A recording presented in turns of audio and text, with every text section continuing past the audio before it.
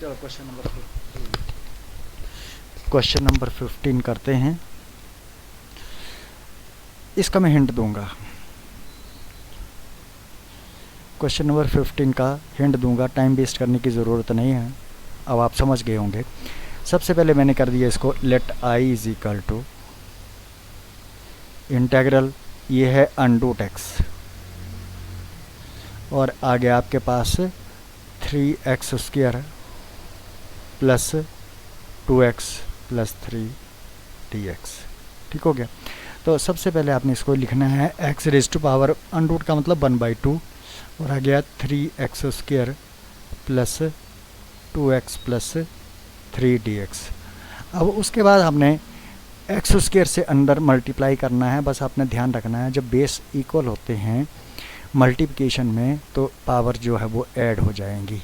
तो हमारे पास मल्टीप्लाई करके ये आएगा, देखो मल्टीप्लाई किया 3x raise to power 1/2 into x raise to power 2, तो ये हो गया x रेज टू पावर 5/2, और यहाँ पर आएगा plus 2x raise to power 1/2 plus 1, यहाँ पर 1 आएगा तो आपके पास आएगा। आपने डिटेल में करना है, ये आपके पास सिर्फ हिंट है, हिंट आपने पूरा क्वेश्चन करना है। ये मैं हिंट आपको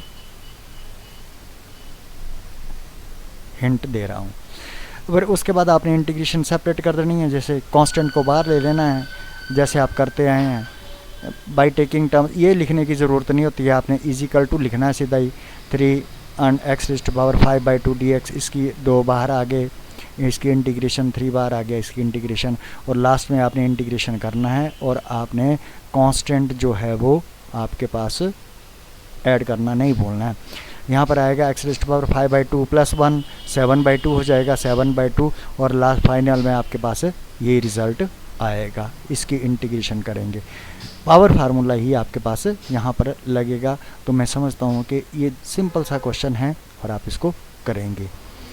16 क्वेश्चन नंबर 16 का भी हिंट दे रहा हूँ, ये तो सिंपल ही है, बहुत आसान है। आपने फर्स्ट स्टेप में आपने इंटीग्रल का नाम देना है i is equal to integral, ये आ गया 2x minus 3 cos x plus e raise to power x और dx। ओके अब आप यहाँ पर तो कोई दिक्कत नहीं है, आपने इनकी टर्म्स को सेपरेट करना है, इंटीग्रेशन को डिस्ट्रीब्यूट कर दो। 2 कांस्टेंट है x की इंटीग्रेशन, माइनस 3 कांस्टेंट है cos x की integration, plus e raise to power x और ये रेज टू पावर x है। और आपके जब आप इंटीग्रेट करोगे तो आपके पास 2x रेज टू पावर, यहाँ पर आप पावर 1 है तो ये आएगा 1 + 1 अपॉन 1 + 1 माइनस 3 cos x की इंटीग्रेशन होती है sin x। वैसे यहाँ पर ये आ गया cos x की इंटीग्रेशन आ गई sin x, और यहाँ पर आ गया 3x प्लस c, और आपके पास ये आंसर आ जाएगा। 2 से 2 कट जाएंगे और आपके पास ये आएगा। याद रखना cos x की इंटीग्रेशन माइनस sin x नहीं होती है, cos x की इंटीग्रेशन sin x होती है। मैं बार बार कह रहा हूँ, cos x की डिफरेंशिएशन माइनस sin x होती है। ठीक है, यहाँ पर आपको थोड़ा ध्यान रखना है कि इसकी इंटीग्रेशन करते समय आपने ध्यान रखना है। अब क्वेश्चन नंबर 17 है, ये भी बहुत आसान है। इसमें आपने क्या करना है, अगर आपके पास i आपने ले लिया, i is equal to integral 2x square minus 3 और ये आ गया sin x plus 5 under root x और dx।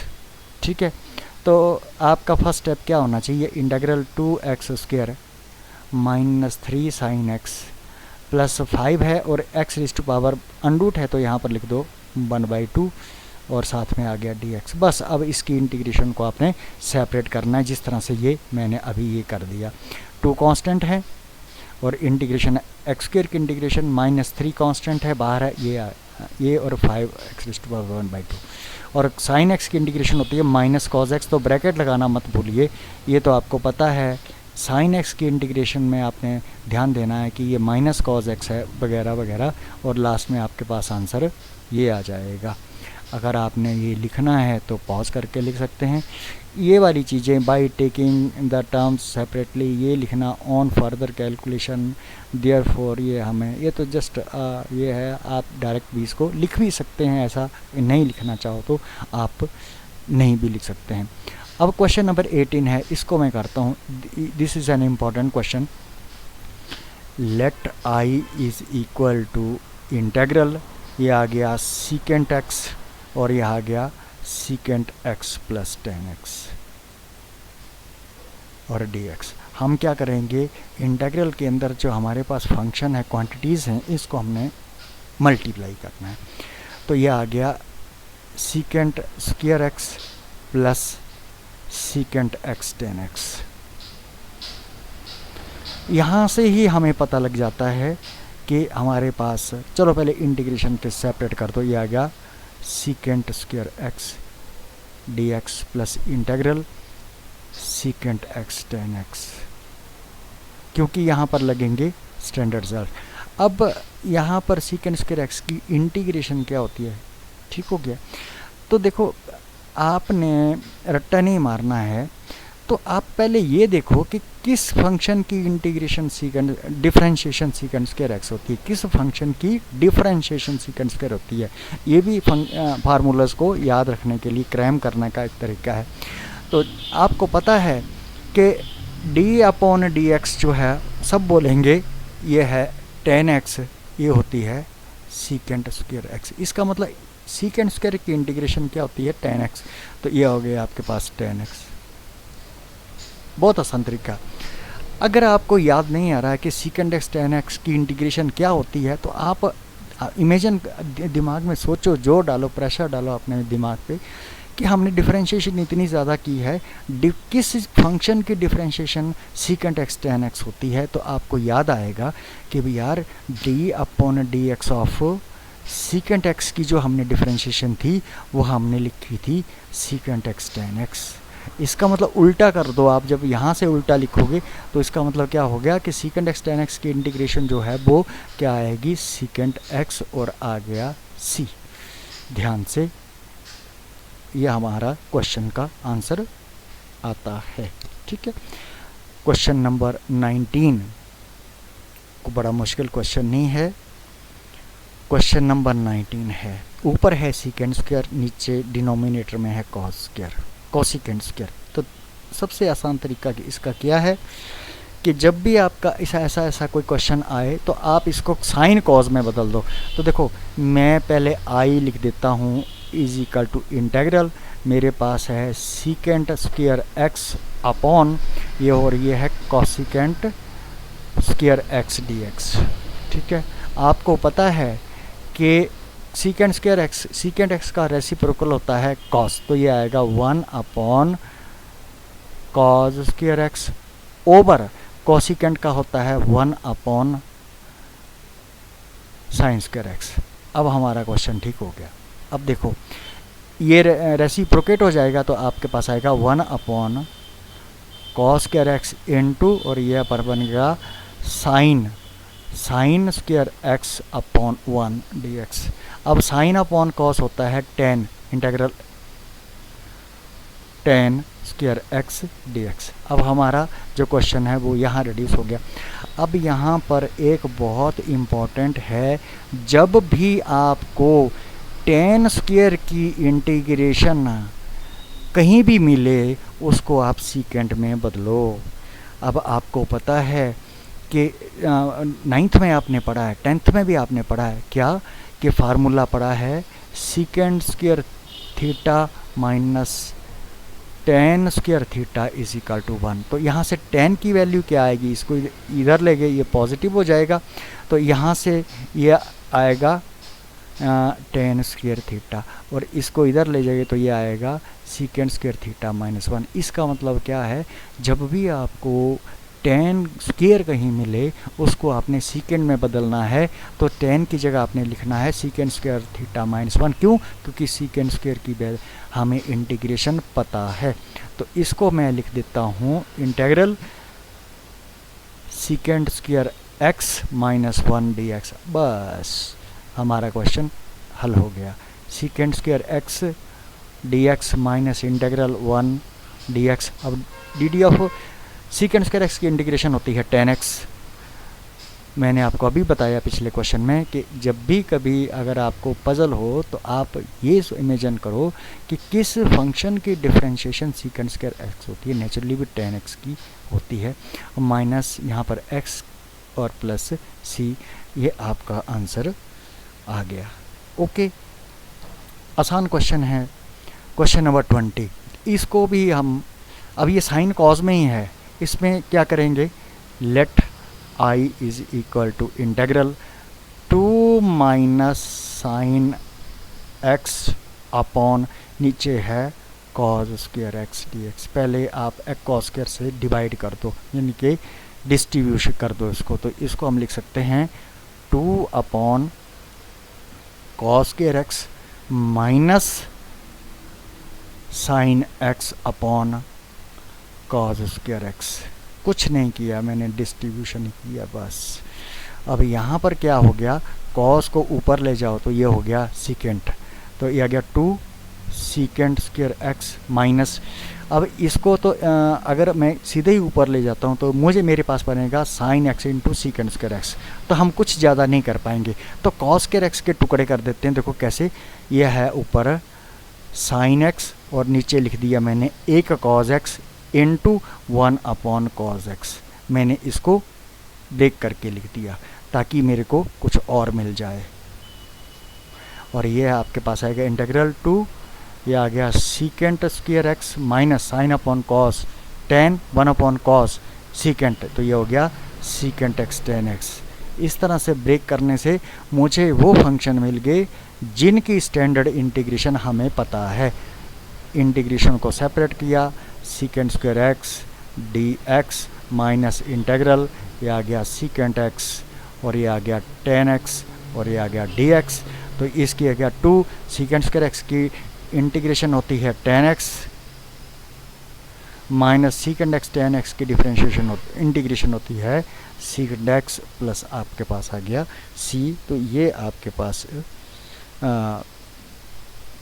क्वेश्चन है। हाँ, यहाँ पर 3 है वो आप करेंगे, तो यहाँ पर 3 लिख लो, मैं गलती से भूल गया था, तो यहाँ पर आपके पास 3 है, 3 बाहर आएगा और 3 ये आएगा, तो आपके पास फाइनल आंसर है 2 tan x minus 3 secant x plus सी।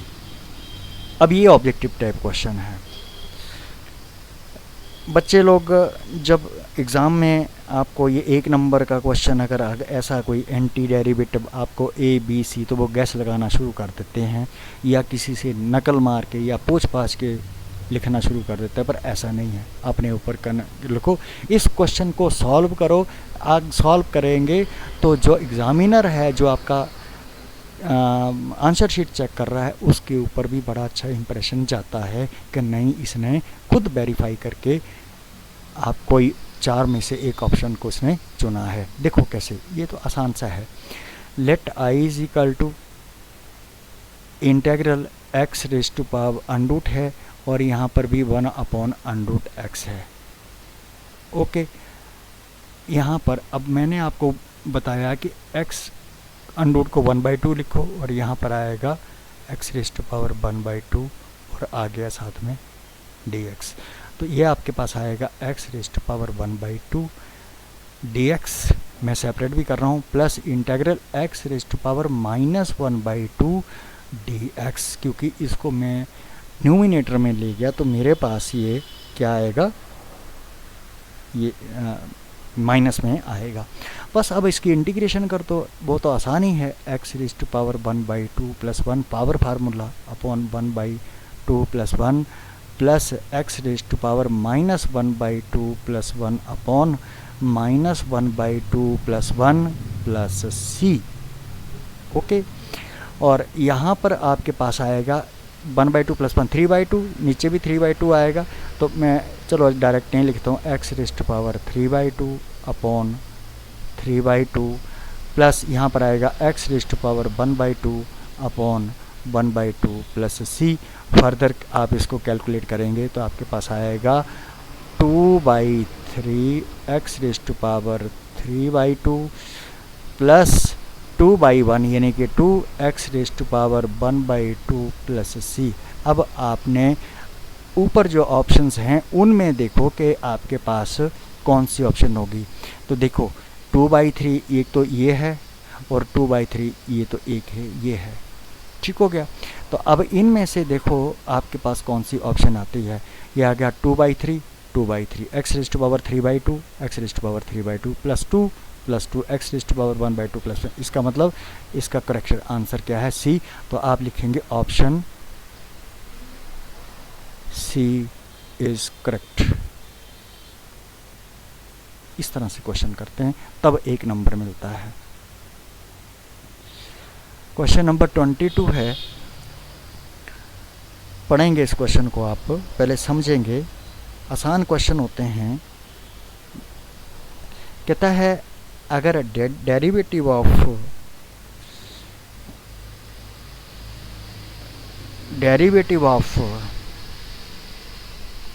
समझते हैं, कहते हैं कि derivative of function with respect to x वो है 4x³ minus 3/x4 such that f of 2 यानी कि इस फंक्शन की 2 से वैल्यू 0 है, देन fx इज, तो fx किसके बराबर आएगा। फंक्शन की ये है, आसानी है, ठीक है, कोई बड़ा मुश्किल नहीं है।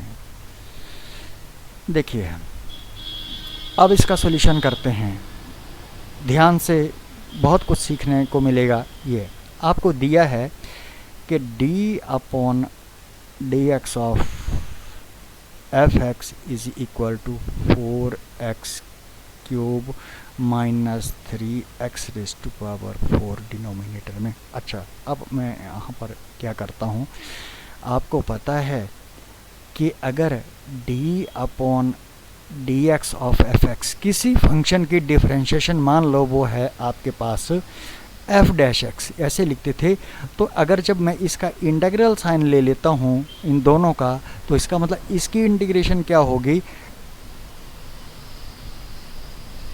Integration of f'(x) is equal to fx, उल्टा रेसिप्रोकल।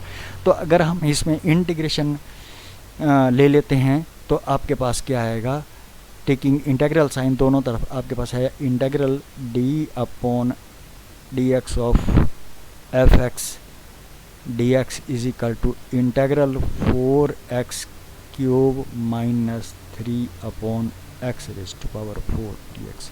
मैंने इंटीग्रेशन कर दी, इंटीग्रल साइन इसको कर दिया। क्यों, आपको पता है कि इंटीग्रेशन और कोई फंक्शन है, किसी डेरिवेटिव का इंटीग्रल जो है वो जब हम करते हैं तो रेसिप्रोकेट यानी कि आपस में उल्टी प्रोसेस होने के कारण हमारे पास fx मिलेगा।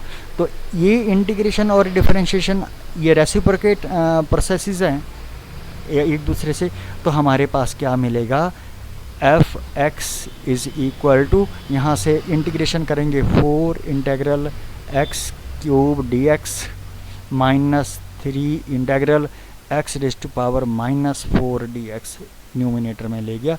तो मेरे पास क्या आएगा, fx is equal to 4 into x⁻³ plus 1/3+1 minus 3x⁻⁻⁴ plus 1/-4 plus 1 plus c। अब आप सोच रहे होंगे कि ये जो वैल्यू है वो f ऑफ 2 क्यों दी गई है, वो दी गई है इस c जो कांस्टेंट आता है उसकी वैल्यूज़ को फाइंड करने के लिए। इसका मतलब क्या हो गया कि fx किसके बराबर है हमारे पास, fx इज इक्वल टू, यह हो गया 4 3+1 4 से 4 कैंसिल हो गया, x⁻⁴ आएगा, और यहाँ x ये आ गया 4x⁻⁴/4 minus 3 into x⁻⁻⁴ plus 1 यानी कि -3/-3 प्लस c। तो आपके पास fx किसके बराबर मिलता है, fx इज इक्वल टू 4 से 4 कट गए, यह हो गया x⁻⁴, 3 से 3 कट गए, माइनस माइनस हो गया प्लस, और ये हो गया x⁻⁻³ और आ गया प्लस c। ओके, और इसको फिर हम डिनोमिनेटर में लिखेंगे, ये हो गया x⁻⁴ plus 1/x³ plus c। अब ऑप्शंस को देखो, इन दोनों में x raise to power 4 1 by x raise to power 3, x raise to power 4 1 by x raise to 3, ये तो हमारे पास है। पर यहाँ पर अब यहाँ हम सी कैलकुलेट करेंगे। इसका मतलब हमारा जो आंसर है वो इन दोनों ए या सी में मिलेगा। तो अब क्या करेंगे, अब गिवन क्या है, गिवन है f of 2 is equal to 0। यहाँ पर 2 पुट करो तो आपके पास क्या आएगा,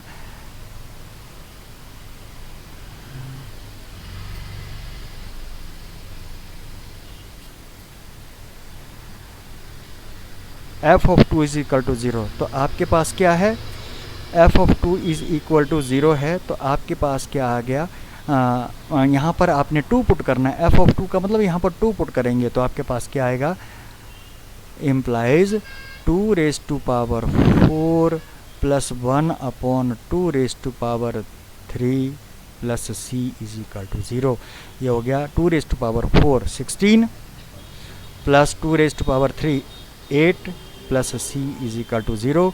तो हमारे पास यहाँ से मैं यहाँ लिख रहा हूँ c की वैल्यू आएगी -16 -1/8 और ये आएगी आपके पास, फर्दर कैलकुलेट करेंगे तो आपके पास ये आएगी वैल्यू, एलसीएम आ गया आपके पास 8 और ये हो गया -129।